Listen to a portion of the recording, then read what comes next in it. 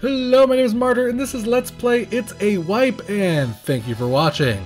It's a Wipe is a MMO raid simulator, guys, and I know we've been playing a lot of simulators recently. I have no idea why, but It's a Wipe takes out all that human interaction part of the game, guys. It takes out all that drama. If you've ever played MMOs, you know what I'm talking about.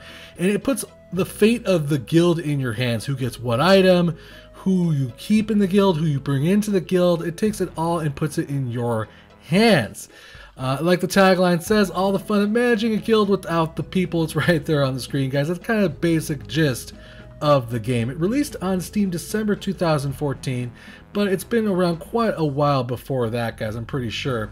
It was developed and published by Parody Games. You can go ahead and get It's a Wipe on Steam for $4.99. It's also available on their website and Desura for the same price. Also, if you're interested in this game, but you're not really quite sure about your purchase, there is a demo available, so you can try the game out risk-free. Now, this game, much like its developer's name, it's kind of a parody, guys. I mean, yes, there is a game here, obviously.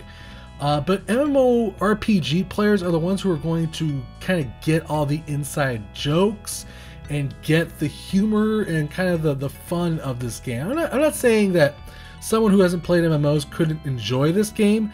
What I'm going to say is that if you've played MMOs, you're going to probably get a little bit more enjoyment out of this game than somebody who hasn't.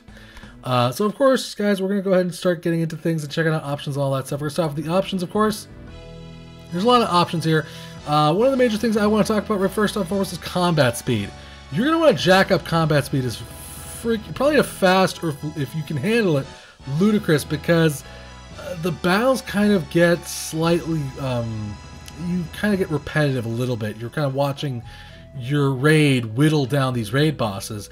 And that is just about, you know, as realistic as it gets, because it's a very slow process. People are healing each other, people are attacking, except the difference is you're not pressing the buttons and doing it yourself. You're just watching the entire guild do it, and you're giving the commands to do that. So that's why I suggest turning up the combat speed to at least fast, if you can handle it, ludicrous, because it'll make the game a little bit more easier to digest, a little bit more better, and it goes a little bit more quickly. There's a whole lot of other options here, though. Pause on game tab, play fight introductions, play raid endings, You can also change the font menus, which is pretty nice. A lot of weird features that they kind of included in this. You do have some video options here. The game does go out to 1080p, but for some reason it does not record. My recorder is not recording that at its native resolution of 1080p, so I had to jack it down to 720. I'm not a huge fan of the resolution control, to be honest with you, but it's available there, so you can play with it with whatever way you like. You can also change the color of each of the roles in the game. Of course, this is an MMO, so you'll be dealing mostly with tanks, healers, and DPS. And if you're like, oh, well, I want to be, you know, DPS to be really, you know, purple or yellow or whatever have you, you can, of course, change it to that if you really wanted to. It's just a feature they put in the game. You can be like, oh, okay, well, I want healers to be blue and tanks to be, healers to be green and tanks to be blue. There you go. And it's just a little weird little feature that they included in the game. Of course, you have volume sliders and VSync, but to be honest with you, it's not that big a deal. The game's not that graphically demanding.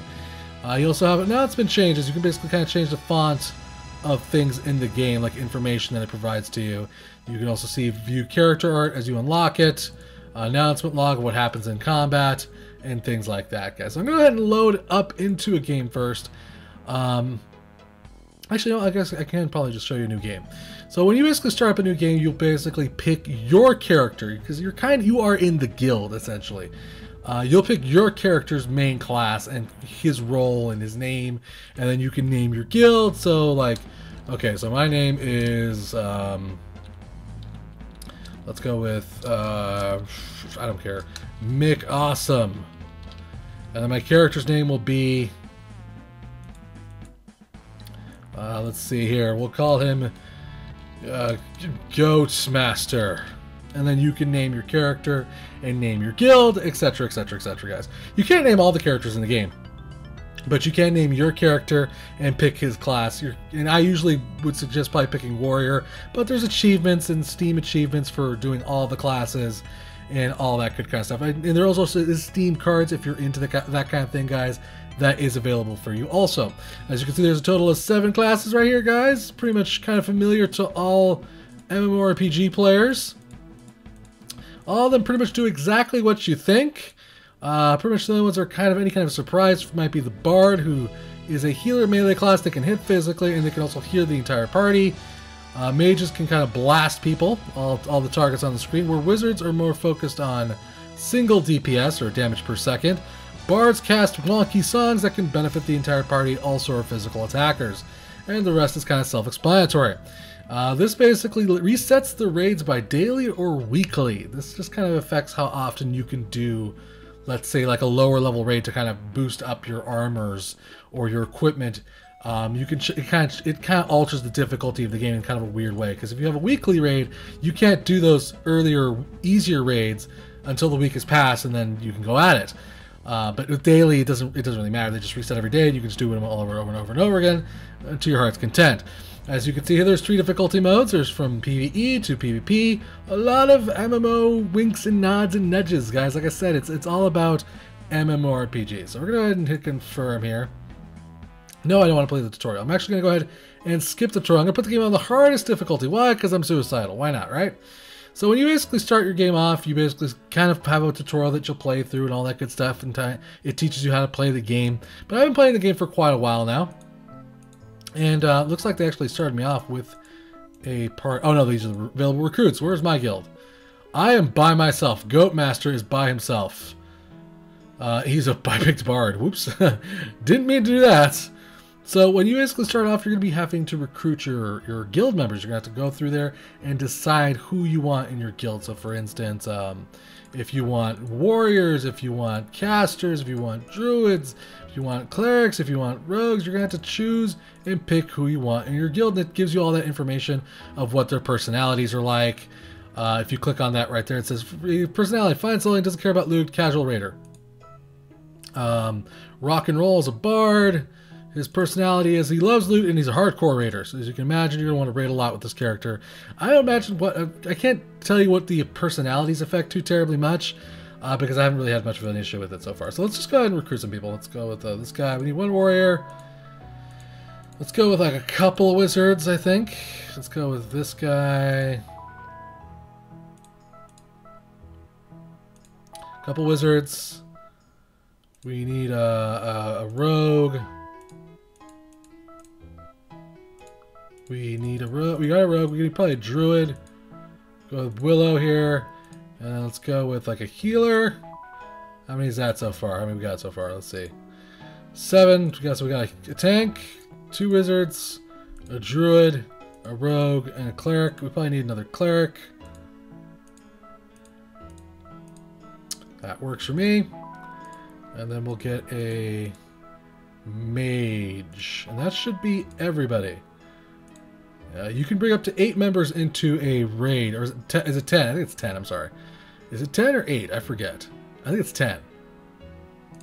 Let's see. We'll go to hit the raid button really quick right here, and then it'll tell us how many we can bring into a raid here. So it is 10. So we got 1 more space. So let's go back. And let's get another, well, I think we'll be good with another rogue. Let's get another rogue. Where's the rogues I was looking at? Where be those rogues at? Stabbington, there we go. Now, these names are kind of the same names no matter what game you play in, I noticed. They're not as randomly generated as much as I'd like. I saw these exact same people in my last game, which is kind of a little bit disappointing. By the way, as far as the screen that you're looking at right here, this is kind of the base hub screen where you'll be kind of interacting with your guild or going shopping or interacting with your guild members, because each guild member does have a morale. Like, for instance, you can see that Willow, his morale is 76, and if her morale gets too low, she will leave the guild. And then you'll have to replace her, she'll take all of her gear with her, and you'll have to find a way to replace her. But if I were to, if I wanted to, there's several ways I could, no, I don't want to kick her. There's several ways I could fix that. I could spend the day chatting with her. I could give her an item that I could buy from the shop. And again, all these items in the shops are kind of like, you know, in on it jokes, basically. There's like the res stick, a turtle mount, robot Pegasus, guild hall. Nothing is so prized in a massive multiplayer game as a private space to get away from others. You can see there's just a lot of MMO jokes here. like I said, a normal person could play this game who's never played an MMO and enjoy the game, but somebody who's played an MMO is probably going to get the most enjoyment out of it. So you can give items to other guild members, boost their morale. You can also talk to them. You can also view the other guilds, basically people you're in competition with. It basically rates them by average gear score between all their members. You can use items. You can take the night off. I don't really know what's the point of this, other than it just pisses everybody off. Wow, I don't understand the point of that. That's weird. I don't know why you'd want to take that. Probably because if you've rated everything, you probably can't do anything else. That's probably what it is. So that's why that option is available for you there. So let's go ahead and do the Evil Orc Army here. And again, this is all on the maximum difficulty. And when you basically start doing a raid, you're going to be entering the raid setup screen, basically, where you're going to be deciding who is going to be doing what for that battle. So as you can see, Goat Master, I'm probably going to have him assigned as a DPS. Sir Killazat is going to be my tank. He's going to be DPS, but you can choose if you wanted to. You're like, okay, well, I wanted my wizard to be the tank. While that would be suicide, you do have that option available to you. You got Willow here, can either be a DPS or a healer or a tank. Multiple characters can play multiple roles, but for the most part, you're going to want whatever their preference is, it's going to be their role. So we're not going to mess around with this all too terribly much. We're going to confirm. Sir Killazat is going to be the primary tank, and he's going to be tanking an Axe Orc. Again, giving you more raid setup options. You can decide, okay, well, I want Helinda here to only focus on Sir Killazat, and then the medic can focus on the raiders themselves, or whatever have you. It gives you a lot of options as far as setting up your raid and having it kind of the way you like it, which I think is pretty neat. You can also, of course, set up target priorities, which most raids do. You can like, okay, well, half of the raid is going to target this monster, half of the raid is going to target that monster. Go at it and go. And this becomes more and more important as you get deeper and deeper into the game, of course, as it starts presenting you with more difficult challenges. And for the most part, the beginning of the game is pretty easily. It lets you kind of ease into it, as far as I saw. I played it for about an hour and a half. So he's got an axe to grind. Now, this is the kind of the bulk of where you're going to be playing the game here. As you can see, there's a lot of buttons to press, and these are what these all are commands that you are giving to the entire guild. Imagine this is someone yelling at you through, you know, TeamSpeak or some other voice service, mumble, and basically you're ordering them what to do, or you could just say, hey, just stick with the plan, nobody needs any orders, do what you need to do. Or you can be like, okay, well, you know, this person obviously needs heals, heal him for the love of God. You can tell them, hey, stop DPSing, we're all gonna die. Whatever, you could say hug the mob if the mob has like an effect that requires everyone to get near it. And it does play with a lot of the elements that you would see in an MMORPG, just with its simple graphic interface. Which, by the way, this is literally the entire game the way it looks. Yes, it's very simplistic looking, it's very minimalistic, if you will. And it's almost kind of RPG-ish, RPG Maker-ish, to be honest with you. But I don't mind it. I think it's cute and adorable. I wish the characters would change just a little bit, like maybe if they gain their experience and leveling. I don't really know. I didn't see them change their appearance all that much. They might, though. I don't think they do, though. So we're going to go ahead and start with, stick with the plan. I'm going to confirm, and that's when the battle round basically starts here. And as you can see, which I forgot to do, which was turn up the game speed. Because as you can see, the actions start taking place, everyone starts doing their thing, everyone starts doing their damage, but you can see it's just kind of slow. It's not exactly the world's most fastest thing in the world, and it could just be a little bit more quicker, you know, a little bit more quicker than this.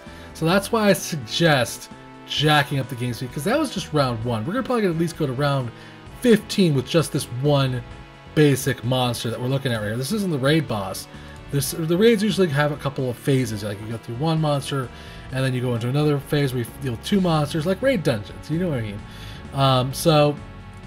That's why I suggest really like jacking up the speed to ludicrous, because as you can see, when you jack up the speed to ludicrous, you can also save and change all the options. By the way, I forgot to mention that. And there's also an online help manual, but to be honest with you, the game's not that complicated. You don't really need it. When you jack up the game to ludicrous speed, everything takes just a little bit more of a faster pace, and you can just kind of get through this a little bit more quickly. Now, mind you, this can be dangerous, because depending on the more complicated bosses, you're not going to want things to be as ludicrously fast. That's why I suggest putting it on fast, not ludicrous. But for the beginning couple of raid bosses, to be honest with you, you can kind of just let it be on Ludicrous. It's not that hard to let it kind of figure itself out and run things. Your healers are going to heal your tanks, the people are going to do damage, etc, etc, etc. It's not that big a deal. Do we have 2 bards here? Oh no, that guy's just... oh, he's a mage, right. Well, they confirm again. As you can see, they're all doing damage. They're all basically performing to their roles. You can see their hit points, their magic points, and then how many turns it takes for them to do whatever action they have charging. Sometimes, depending on the character, they can do things like it'll say casting a slow nuke, and it'll tell you how long it's going to take for that person to cast. For a healer, it'll tell you how long it's going to take them for them to get that heal off on Sir Kilazot, and etc, etc, etc. Some characters are instant attacks, some take longer than others.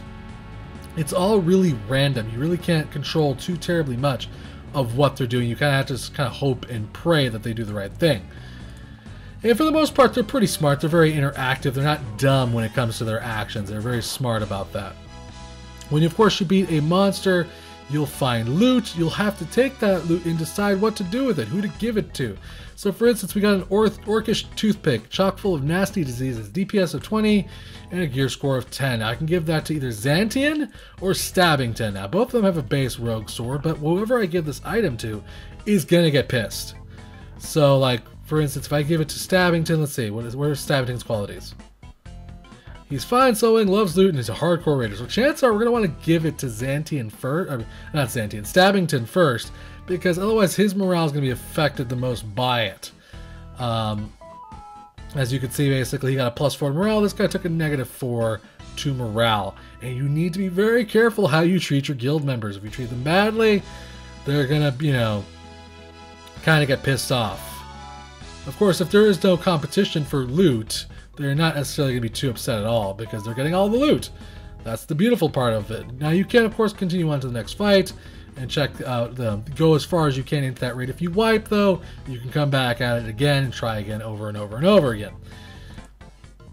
So I'm going to go back now. I'm going to go ahead and load up my first group here, which was Crit Happens. And apparently this is going to crap out. Apologies for that, guys. Apparently when I switched games, the resolution changed to the other one, and it just completely crapped the video out, so I apologize for that, guys. But this is my first game, the one I made. Crit Happens is the guild name. You can see all my guild members. You can see their loot basically starts changing. They start getting better items and swords and trinkets and whatever have you, but and it starts getting more powerful. There's quite a bit of raids to do here also. It looks like about, let's see, 9 raids total, and those raids have about 3 battles. At least I'm assuming 3 battles, it looks like per zone. They take quite a while to handle, so you actually kind of get a lot of replay value from this game, guys. There's a lot of time spending of, you know, planning out things tactically and trying to keep your raid alive as much as possible, and of course managing your guild and the morale and all that good kind of stuff, guys. I really would, to be honest with you, I'd love to see this game on a mobile device like a phone or a tablet. I think it would excel on that type of device, guys. It works well on the PC. I'm not saying it doesn't. What I'm saying is I think it would be a lot more awesome to just be able to play this on the go, because it is a very simplistic looking game, guys.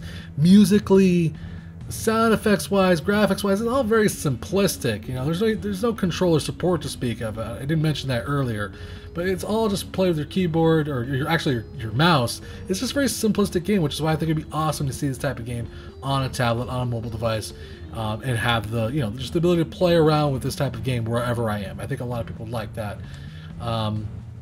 And it's an interesting game. I'm not going to say it has its